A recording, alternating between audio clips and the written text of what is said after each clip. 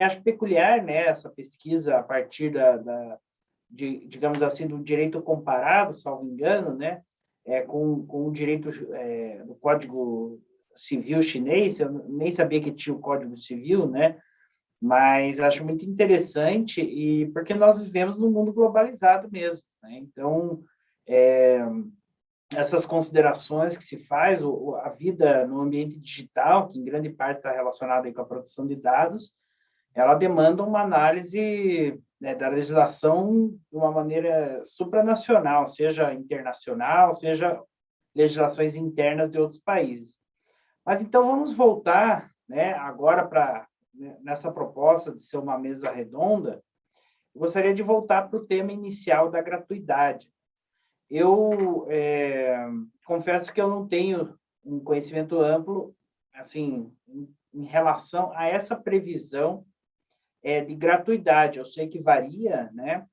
Eu sei que tem algumas coisas que são feitas a partir da Constituição, por exemplo, no Registro Civil, e eu também sei, como a experiência como advogado, que principalmente no caso do Registro Civil são feitos fundos para ressarcimento, e que esses fundos acabam não correspondendo, não sendo uma contrapartida proporcional aos serviços prestados. Então, quer dizer, o Estado fornece aí uma gratuidade com intuitos sociais, de políticas públicas, mas o tabelião, né, aliás, no caso, registrador civil, faz o ato, né, presta lá o seu serviço, e, no caso, ele faz isso sem estar dentro da estrutura estatal, né? Ele faz isso, né, administrando por sua conta e risco, em caráter privado.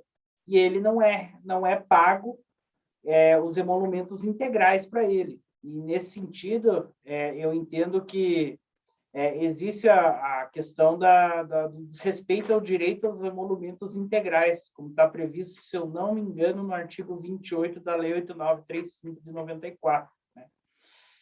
E também tem uma outra questão que eu acho interessante, que ela não é exatamente essa, mas está relacionada, com a questão do repasse a entidades que estão alheias ao Poder Judiciário, né? Simplesmente porque se acha que os cartórios eles recebem bastante, então vamos criar umas taxas aqui para a Defensoria Pública, vamos criar umas taxas aí para a Santa Casa, né? Tudo bem, né? Não estou dizendo que ajudar a Santa Casa, a Defensoria Pública seja errado, mas tem que tudo nos cartórios, né, sem nenhuma contraprestação. Veja, uma coisa é você cobrar dos cartórios uma taxa de fiscalização pela fiscalização do judiciário, né? Embora eu considere que essa taxa devia ser específica. Então, então teve uma correção, então você cobra uma taxa lá. Daí tudo bem, eles fazem pelo faturamento. É meio difícil cobrar por cada ato, beleza, tá? Até entende-se. Agora, Defensoria Pública, Ministério Público, Santa Casa, o que tem a ver? Qual que é a contraprestação específica, né, de exercício e poder de polícia que legitima essas taxas, né? Então, eu gostaria de perguntar se a pesquisa que os senhores estão realizando, e podem os dois responder, ou qual dos dois se sentir mais à vontade, se ela tem uma relação da gratuidade com essa questão dos repasses a entidades aí, enfim, não vinculadas ao Poder Judiciário, ou se ela mais simplesmente da isenção da taxa para os usuários do serviço. João, eu vou iniciar a resposta e com certeza o Pedro vai terminá-la. Seguinte, primeiro, aí, fundos de ressarcimento. Vamos explicar aqui, pelo menos, sobre os fundos. Não há repasse de verba pública, tá, para pagar as gratuidades do registro civil das pessoas naturais, nascimento e óbito. Tá? E o que tem como pagamento os fundos é um repasse arrecadado pelos próprios cartórios. Aqui no estado do Pará, é 2,5% do faturamento bruto de todas as serventias do estado, 380, que é tirado 2,5% do faturamento bruto, vai para um fundo. Esse fundo hoje está na gestão do Tribunal de Justiça, aqui do Pará, tá? E no mês seguinte ao da arrecadação, ele repassa os valores para poder pagar os serviços gratuitos executados de nascimento e óbito. Não é pagamento, é uma compensação. Com a certidão, que custa, se não me engano, R$ 135, alguma coisa assim, e se recebe R$ 22 por ela, tá?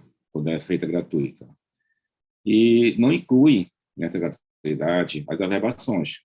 Uma averbação de um divórcio, por exemplo, quando vem da justiça, com os feitos da justiça gratuita, não são pagos, é gratuito de verdade. Para nós, é prejuízo. E quando o juiz determina que seja expedida a certidão desse divórcio de forma gratuita, é outro prejuízo, não há ressarcimento, tá? Então, esse é uma outra parte do tema, tá? Que por enquanto ele não está incluso no nosso estudo, porque iria passar de 50 páginas. Nós temos limite para isso. E se for entrar na questão ainda das taxas, como tal perguntou, né? Taxa para defensoria, outros tipos de arrecadações sobre nossas taxas, aí já vira uma tese de doutorado, tá? Aí já complica um pouco mais. Por quê? Porque o Supremo Tribunal Federal deu uma decisão, se não estou enganado, o Rio de Janeiro, falou que era legal, era possível, sim, dar o dinheiro para a Santa Casa do hospital do Rio de Janeiro. Se não me engano, foi isso a decisão, tá? Fundamentação legal? Não creio. Foi mais uma questão mesmo de política pública, tá? Com uma verba que não é pública, mas sim de um serviço particular em delegação de um serviço público, entendeu? Ou seja, nós, cartórios, o nosso faturamento repassando dinheiro para entidades que não têm nada a ver com a gente, tá? Para o Tribunal de Justiça, a gente nem reclama, porque a gente recebe delegação do Tribunal de Justiça. Então, está numa linha sucessória, então, tá tranquilo, tá? Mas saiu da nossa seara, então, a reclamação judiciais sempre. Uma questão que vamos usar aqui a conformidade. Se for usar a conformidade do artigo 28 da Lei 8935, que é a Lei dos Cartórios, em que diz que os emolumentos são integrais, tá? Ou seja, 100% nosso, do tabelião e do administrador, qualquer taxa incidente sobre ele seria por fora. Ou seja, se um serviço custa R$ 100, o emolumento é R$ 100, quando a pessoa for pagar, vai pagar 150. Por quê? Porque você vai pagar 4% para a Defensoria Pública, vai pagar 10% para o MP, a PGE mais 3%, para o tribunal mais 15%, para o Fundo de Ressarcimento do Registro Civil mais 8%, vai somando. Chego lá, pagou R$ 150. A gente retém as taxas e repassa de quem está cobrando da gente. Isso seria um pouco mais legal, por estar respeitando a norma, estaria conforme a norma e conforme a Constituição Federal. Não sei se o cidadão iria gostar, mas é uma política pública, e toda política pública tem seu custo operacional, alguém tem que pagar por isso, para ajudar outra pessoa, ou outra entidade, ou um órgão, uma associação, que não consegue se bancar. Mas estaria dentro da norma, pelo menos. Eu dou a palavra agora ao meu amigo Pedro, em coautoria, para continuar a resposta.